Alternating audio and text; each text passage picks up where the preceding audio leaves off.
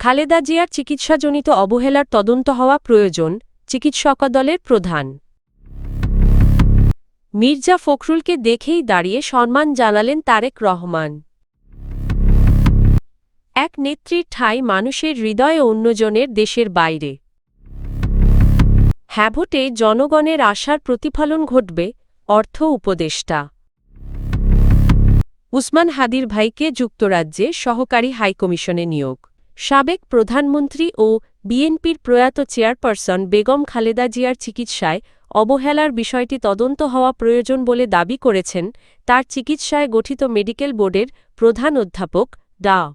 FM. Siddiqui. শুক্রবার ১৬ জানুয়ারি বিকেলে জাতীয় সংসদ ভবনের দক্ষিণ প্লাজায় খালেদা জিয়ার স্মরণে আয়োজিত নাগরিক শোকসভায় তিনি এ মন্তব্য করেন। ডা. সিদ্দিকী বলেন, ২০২১ সালের ২৭শে এপ্রিল কোভিড-১৯ সংক্রান্ত জটিলতা নিয়ে এভারকেয়ার হাসপাতালে ভর্তি হওয়ার পর বর্তমান মেডিকেল বোর্ড খালেদা জিয়ার চিকিৎসার দায়িত্ব নেয়। তখন পরীক্ষা নিরীক্ষায় তারা বিস্ময় ও উদ্বেগের সঙ্গে দেখতে পান তিনি লিভার সিরোসিসে আক্রান্ত ছিলেন। তিনি জানান, আগের চিকিৎসার ছাড়পত্র অনুযায়ী রিউমাটয়েড আর্থ্রাইটিসের জন্য খালেদা জিয়াকে নিয়মিত মেথোট্রেক্সেট নামের একটি ওষুধ খাওয়ানো হচ্ছিল, যা হাসপাতালে ভর্তির সময়ও চালু ছিল।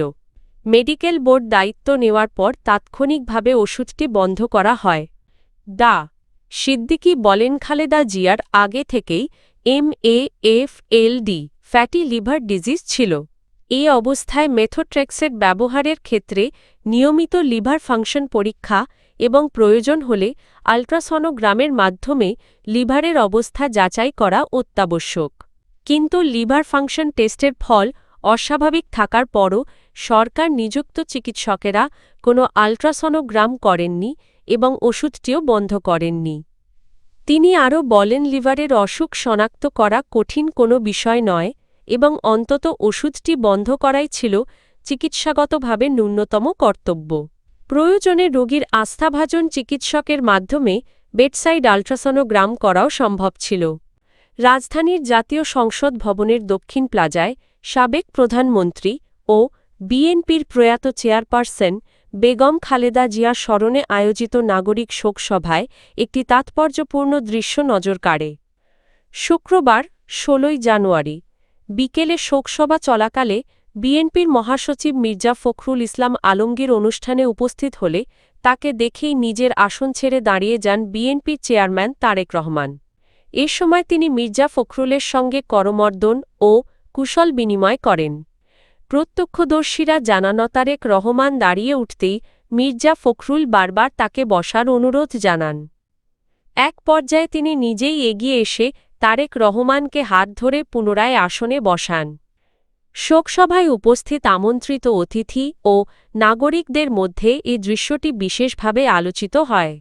অনেকেই এটিকে দলের জ্যেষ্ঠ নেতৃত্বের প্রতি সম্মান প্রদর্শন এবং বিএনপির শীর্ষ নেতৃত্বের মধ্যে পারস্পরিক শ্রদ্ধা, সৌহার্দ্য ও ঐক্যের প্রতীক হিসেবে দেখছেন। সাবেক প্রধানমন্ত্রী ও বিএনপি চেয়ারপারসন বেগম খালেদা জিয়া জীবিত থাকাকালে তার পক্ষে প্রকাশ্যে কথা বলার মানুষ পাওয়া যেত না বলে মন্তব্য করেছেন অন্তর্বর্তী সরকারের আইন উপদেষ্টা অধ্যাপক ড. আসিফ নজরুল। শুক্রবার ১৬ জানুয়ারি রাজধানীর মানিক মিয়া অ্যাভিনিউয়ে জাতীয় সংসদ ভবনের দক্ষিণ প্লাজায় খালেদা জিয়ার স্মরণে আয়োজিত নাগরিক শোকসভায় বক্তব্য দিতে গিয়ে তিনি বলেন, খালেদা জিয়া যখন জীবিত ছিলেন এবং বন্দিদশায় ছিলেন তখন বিভিন্ন অনুষ্ঠানে তার পক্ষে কথা বলার জন্য মানুষ খুঁজে পাওয়া যেত না। আসিফ নজরুল বলেন, আজ দেশের মানুষ মুক্তভাবে বেগম খালেদা জিয়াকে স্মরণ করতে পারছে। এর মধ্য দিয়েই স্পষ্ট হয়ে উঠেছে জনগণের ভালোবাসা প্রকৃতপক্ষে কার প্রতি ছিল। তিনি আরও বলেন, এই শোকসভা প্রমাণ করে যে ভয় ও দমন পীড়নের অবসান ঘটলে মানুষের প্রকৃত অনুভূতি প্রকাশ পায়।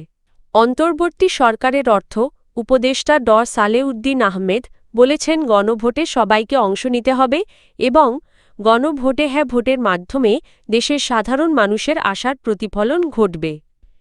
শুক্রবার ১৬ জানুয়ারি বিকেলে নাটোরের গুরুদাসপুর মিনি স্টেডিয়াম পরিদর্শনকালে সাংবাদিকদের প্রশ্নের জবাবে তিনি এসব কথা বলেন। অর্থ উপদেষ্টা বলেন, দেশে কখনোই কাঙ্ক্ষিত সংস্কার সঠিকভাবে হয়নি। গণভোটে হ্যাঁ ভোট দিলে প্রয়োজনীয় কিছু সংস্কার বাস্তবায়ন করা সম্ভব হবে। গণভোট সম্পর্কে গ্রামের মানুষের না জানার কোনো কারণ নেই উল্লেখ করে তিনি বলেন সরকারের পক্ষ থেকে এ বিষয়ে ব্যাপক প্রচার চালানো হচ্ছে এবং সরকার নিজেও হ্যাঁ ভোটের পক্ষে প্রচার করছে। তিনি আরও জানান আগামী কয়েক দিনের মধ্যে তিনি চাঁদপুর, লক্ষ্মীপুর ও ফেনী জেলা সফর করবেন। পাশাপাশি সিরাজগঞ্জেও গিয়ে গণভোটের পক্ষে প্রচার কার্যক্রম পরিচালনা করা হবে। ইনকিলাব মঞ্চের আহ্বায়ক শরীফ ওসমান বিন হাদির ভাই ওমর বিন হাদিকে যুক্তরাজ্যের বার্মিংহামে অবস্থিত বাংলাদেশ সহকারী হাইকমিশনে দ্বিতীয় সচিব পদে চুক্তিভিত্তিক নিয়োগ দিয়েছে সরকার। বৃহস্পতিবার ১৫ই জানুয়ারি জনপ্রশাসন মন্ত্রণালয়ের চুক্তি ও বৈদেশিক নিয়োগ শাখা থেকে এ সংক্রান্ত প্রজ্ঞাপন জারি করা হয়। প্রজ্ঞাপন অনুযায়ী যোগদানের তারিখ থেকে পরবর্তী ৩ বছর মেয়াদে ওমর বিন হাদি এ পদে দায়িত্ব পালন করবেন।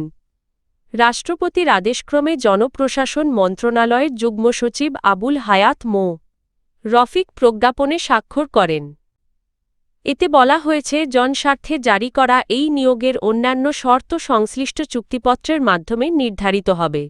নিয়োগকালীন সময়ে তিনি অন্য কোনো পেশা, ব্যবসা কিংবা সরকারি, আধা সরকারি বা বেসরকারি প্রতিষ্ঠানের সঙ্গে কোনো ধরনের কর্মসম্পর্ক রাখতে পারবেন না।